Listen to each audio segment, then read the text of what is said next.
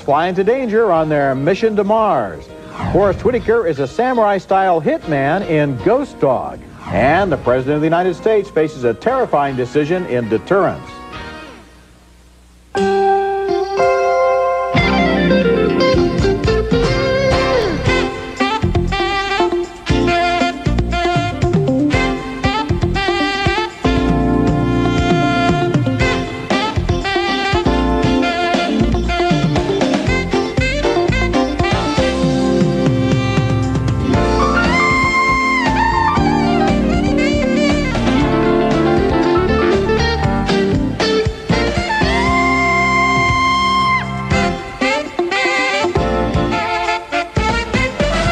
Trying not to go too nuts up here, but we think there's a good chance that this could be water. Of course, if that's correct, then we may have found the key to permanent human colonization. Yes! Okay, we're ready to light this candle. An interplanetary rescue is attempted in Mission to Mars, one of 5 new movies we're going to be reviewing this week. I'm Roger Ebert of the Chicago Sun-Times. And I'm David Poland. I write the Hot Button column for roughcut.com. Nice to have you back, David. Our first movie is Mission to Mars, and it's one of those movies with a lot of good stuff in it and then a lot of other stuff, too.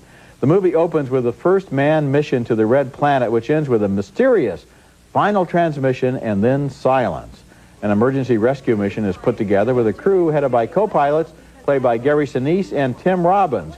Also on board, Robbins' wife, played by Connie Nielsen, and crew member Jerry O'Connell. Micrometeoroids.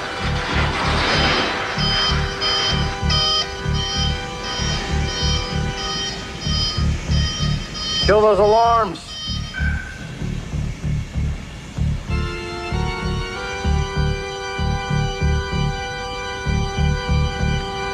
Critical systems alert. Now it's up to them to rescue themselves. There may still be survivors below from the earlier mission. At least that's what their approach survey indicates. Scan northeastern quadrant of base camp. The hell are those? Graves. Wait a minute, there's only 3 of them. Well, that means that Luke's still got to be alive. It means he's still down there. It just means there's no one left to bury. There were some spectacular special effects sequences in this film, including this one, where the crew members try a spacewalk to save their lives. I'm gonna use the gun to slow you. No! You slow me, I'll fall short. It's too fast, Woody. No choice! I'll be okay. Here we go! Gotcha. Once on Mars, they find survivor Don Cheadle, who has an amazing tale to tell. That's the face. It's the face. It's real.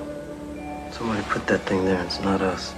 Mission to Mars was directed by Brian De Palma, who does a sensational job with 3 special effects sequences. These are moments when I really did feel a sense of wonder about space travel and about the possibility that Mars was once inhabited.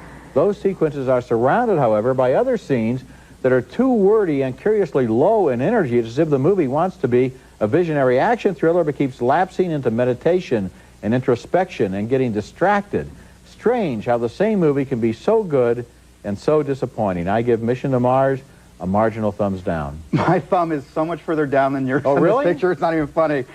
This movie, by the 3rd act of this movie, people were rolling in the aisles of the theater I saw it with, and I was rolling along with them. There's some of the silliest stuff, I thought, that I've ever seen in a serious space picture. It really was like a space soap opera by the time they got around to it. I am a stone science fiction fan and have been ever since I was about 12 years old, and I loved the mathematics, the geometry of the spacewalk, where if you don't get it right, you got it totally wrong. And I also love some of the special effects on the planet. I thought the alien looked totally ridiculous, kind of like an alien in Tomb Raider or something. And you have that moment where it's like the Indian on the side of the road crying over the garbage. It was very painful to watch. And then even when that spacewalk, which was actually a really nice idea, they end up looking like they're doing the bunny hop as they come together. Well, it was goofy. I liked it when they're lined up like that and they're floating with the planet down below. I like that shot. I like that shot, but I don't recommend the movie. A lot of beautiful shots, but my God, what a silly movie. It was a complete mess. Anyway, our next film is Ghost Dog, The Way of the Samurai. It's the latest from indie director Jim Jarmusch. And that subtitle is very important because the film has nothing to do with ghosts or dogs. Ghost Dog is the street tag of the film's central character, played by Forrest Whitaker. Ghost Dog, power and quality. Always see everything, brother. But Ghost Dog is more than a cool-looking dude. He's also a professional hitman who lives and dies by the ancient code of the samurai.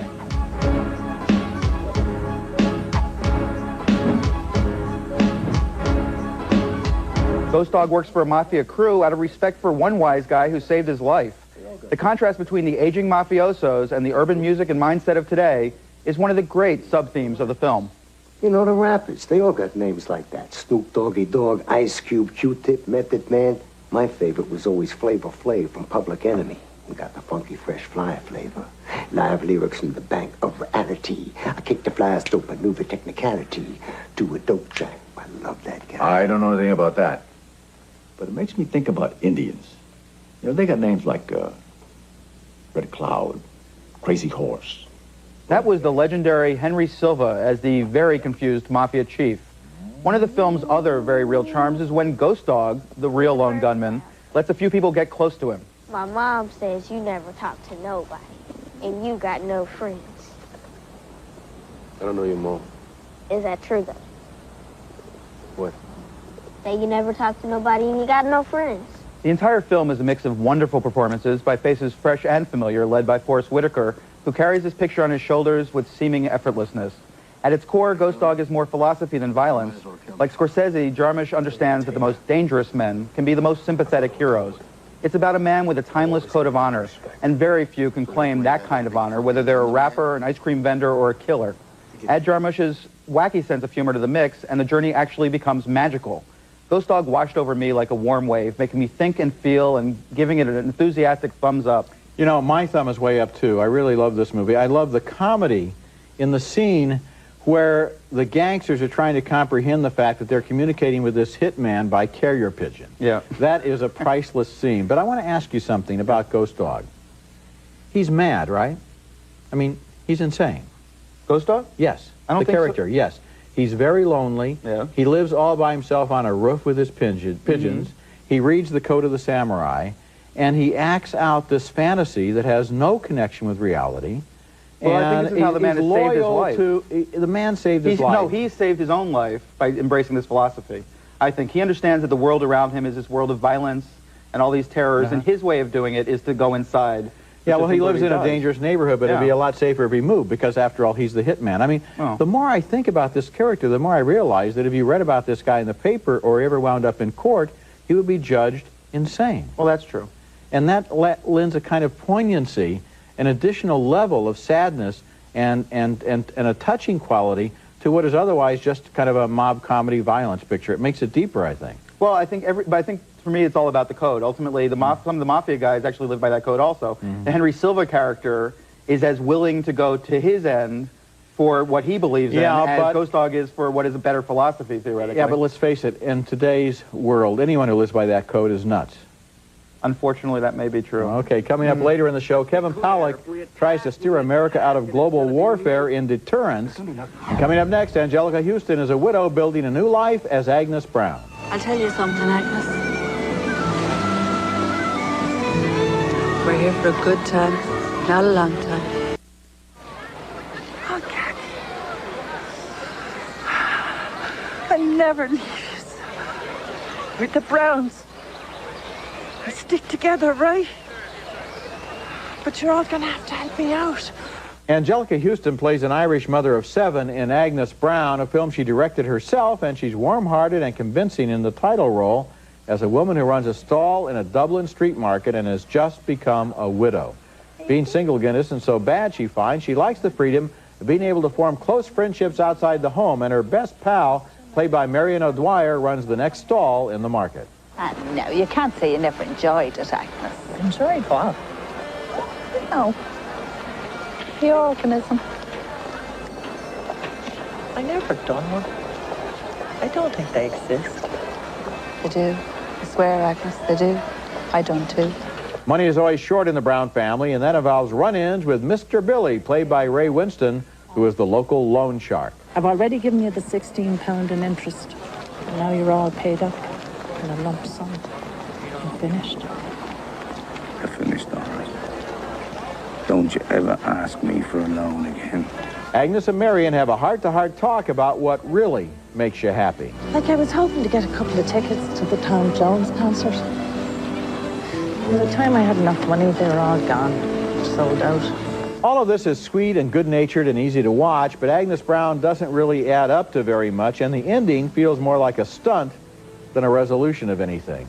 I like the way Anjelica Huston fit into the role. She spent a lot of her childhood in Ireland, and she has the right voice and the right body language, but the final result is thin and kind of superficial, more like a sitcom than like a look at real people. Yeah, I thought you were actually going to go thumbs up on this picture. No. I like Anjelica Huston as an actress, and I love her as a director, and yet I didn't like her in the combination. I felt like she was really separate from the rest of the movie in this picture. Like, her character was bigger and different than the rest of the characters in the movie. And all the casting was really good. There were a lot of lovely moments. It was very kind of gentle, Ralph King Irish film. But there was something about her that, to me, stood out. The other thing is that she's not a very sympathetic character, and she seems more powerful, I think, as an actress than she did as a character of Agnes Brown. It's hard for somebody so dynamic as Anjelica Huston to play kind of basically a simple-minded, simple little person. Yes, who lets the world kind of climb over her. One thing that I didn't like was the whole subplot involving Tom Jones. I don't want to give that away, except to say that, as I said in my review, it was more like a stunt. I mean, that's not really convincing. I mean, it doesn't really seem to grow out of the lives of these people. It's become a standard thing, I think, in the Irish comedies, that you have to have some sort of hook like that to push you through to the comedy. I guess. Coming up next, Kevin Pollak may go nuclear in Deterrence. We have the power. We have the oil. I have the match. Unless your leader, Uday Hussein, immediately withdraws from his position in Kuwait, leaving all weapons behind where they are, and turns himself in for arrest at the American Embassy in Kuwait, I will authorize the dropping of a multi-megaton nuclear device on the city of Baghdad. That's Kevin Pollak as the none-too-popular president in the new thriller Deterrence. It's now 2008. Saddam Hussein Jr. is in charge of Iraq, and the military issues are at hand, but the president is stuck in a diner in the middle of nowhere with his closest aides. The decision has to be made: will he or won't he drop the big one? Well, only the screenwriter knows for sure. In this case, that screenwriter and director is Rod Lurie, an LA-based film critic turned director. This is his first feature, and though it shows at times, he makes the best of a good group of actors, including Timothy Hutton. You are going to be wiping out Baghdad. There's going to be nothing left. No rebuilding, no aid, nothing. Just cockroaches. You will be wiping out a civilization where civilization began. A little later, similar worries come from the president's wife. Realize you're killing just civilians, Walter. No soldiers, no Uday, just civilians. Men are not choice.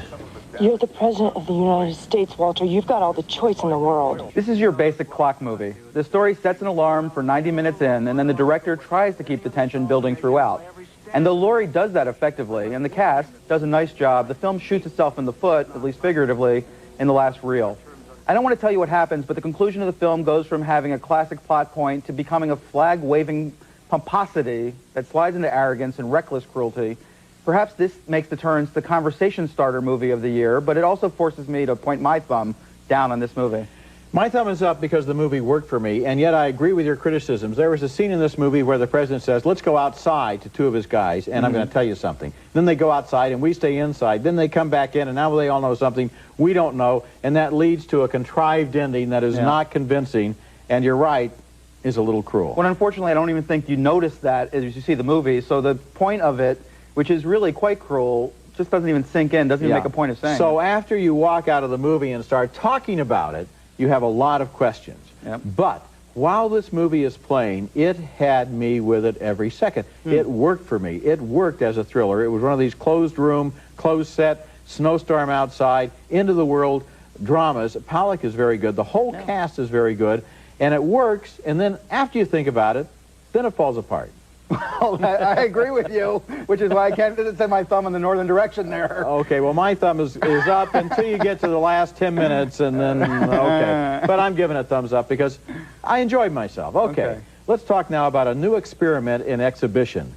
The Shooting Gallery film series is offering 6 new films, 2 weeks apiece, in 19 cities with discussions by local film critics, and it's a great showcase for films that deserve to be seen but haven't been able to find conventional distribution where everybody wants to open movies in 3,000 screens on the same day with a $40 million ad campaign. These aren't those kinds of movies. The film opening this weekend is Orphans, written and directed by actor Peter Mullen, who you may remember from My Name is Joe and also from Miss Julie, which we reviewed just last week. It's 24 hours in the lives of 3 brothers and a sister in Glasgow, Scotland, after their mother has died. Gary Lewis plays the oldest, who insists on shouldering more than his weight of family responsibilities. I think you'll find she's too heavy. She ain't heavy. She's my mother.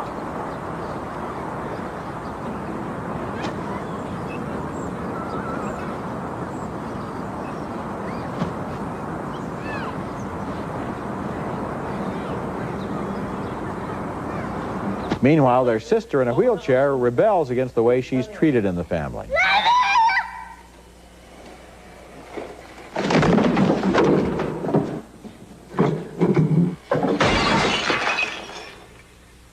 What the hell, Sue? You smashed the Virgin Mary? Orphans has some extraordinary scenes in it, but I never knew how seriously to take this movie. Sometimes it's a gritty slice of life, and sometimes it's a deliberately absurd fantasy. The actors create totally believable scenes and then follow them with scenes of broad exaggeration and even magic realism. There was so much doubling back and forth that although I was never bored, I wasn't exactly convinced either. I have to give it a marginal thumbs down, but among the other films in the Shooting Gallery series, which come from India, Japan, Ireland, England, and the United States, is one called Croupier by Mike Hodges, which I've also seen. It tells the story of a deeply cynical London man who's forced into a scheme to defraud a casino. It's spare and hard-boiled, and it has a wicked twist at the end, and I liked it. Now, I haven't had a chance to see either of those pictures, but I did see Judy Berlin, which played at Sundance and has a great performance by Dee Falco. The thing about this whole thing is that people are going to see these movies. There's so many weak movies in the marketplace right now, big movies. People in Los Angeles I talk to are going to see these pictures in these small theaters, and it's a great thing. Yeah, if you sign up for the Shooting Gallery Club, you can go to a preview of each film, and a film critic from in town will lead a discussion afterwards, or you can just go at regular prices when they play in the theaters. And it's a good way, it's a good showcase for these kinds of films. They deserve them. I'm looking forward to the other titles in the collection. For information and a list of the cities involved, go to www.shootinggallery.com. When we come back, the video pick of the week, a film from China for viewers of all ages.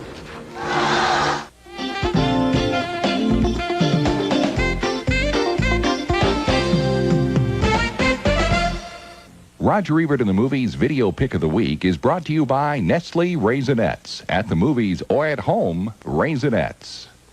My video pick this week is The King of Masks, a touching and colorful Chinese film that's recommended for the whole family, and by that I mean, yes, for adults too. It's not going to bore older people. Sometimes when you say family film, you think kids, but this is a wonderful film. It's about an old man who is a brilliant and famous street performer and can change his face in the blink of an eye by manipulating silk masks. He fears his secrets will die with him, and since times are desperate and poverty is extreme, they're actually selling children. He goes into a child market and buys himself a son, so he thinks. But his new child is not a boy, but a girl who pretended to be a boy because there just wasn't much of a market for girls. 小小年纪的勾结人贩子，你骗我老江湖，我真是笨猪！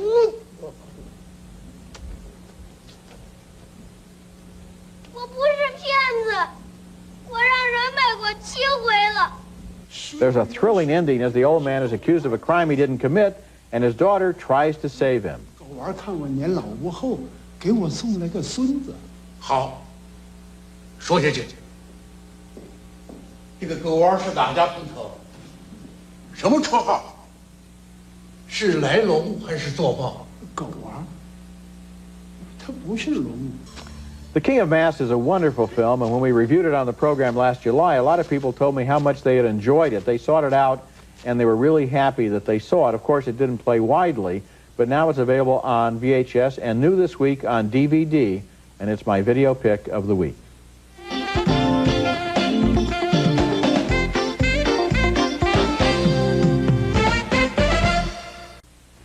Now let's take another look at the movies we reviewed on this week's show. 2 thumbs down for Mission to Mars, although I thought it did have some great special effects sequences. 2 thumbs up for Ghost Dog, the stylish samurai gangster film by Jim Jarmusch. But 2 thumbs down for Agnes Brown with Angelica Houston as an Irish widow. And finally, a split vote on Deterrence. David thought it derailed at the end. I sort of agree, but it worked for me anyway, at least until the end. Yeah, the movie I love this week is Ghost Dog, which had style and substance, and then the movie I hated was Mission to Mars, which had a lot of style and no substance. But great special effects sequences. Great special effects sequences made for your DVD player. Okay, thanks a lot for being here this week. Remember, you can hear our reviews on the web at ebert-movies.com, David and myself. It's part of Go Network. And my print reviews are online at suntimes.com/Ebert. Next week, reviews of more new movies, including Erin Brockovich, with Julia Roberts as a woman who talks her way into a legal job, and also the psychological thriller Final Destination. That's next week, and until then, the balcony is closed.